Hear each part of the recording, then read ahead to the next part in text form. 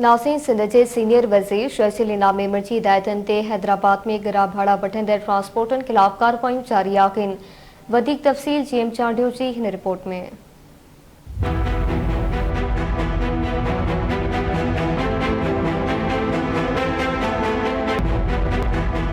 सिंध के सीनियर सूबाई वज़ीर ट्रांसपोर्ट शर्जील इनाम मेमण की हिदायतुन ते सेक्रेटरी RTA हैदराबाद सलीम मेमण की निगरानी हेठ ट्रांसपोर्ट खिलाफ सख्त कार्रवाई जारी आहिनि। हैदराबाद में मुसाफिरन का इजाफी किरायो वठण, बसुन में गुंजाइश का वधीक मुसाफिर खण ऐं ट्रकुन ते मुकर्रर वज़न का वधीक बार खण ते मोटरवे पुलिस सां गॾिजी सख्त क्रैकडाउन कयो पियो वञे।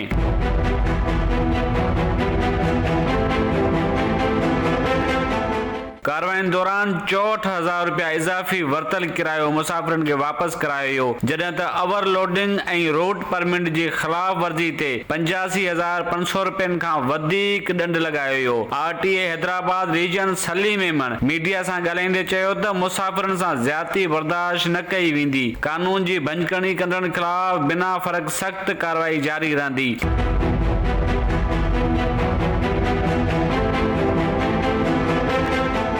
सूबाई वज़ीर शर्जील इनाम मेमण पारां अवामी भलाई लाइ शुरू कयल इन मुहिम जी मुसाफिरन वाखाण कंदे इनखे जारी रखण जो मुतालबो कयो आहे। कैमरामैन मुनसिफ मुर्तज़ा सां गॾु GM चांडियो, धरती TV, हैदराबाद।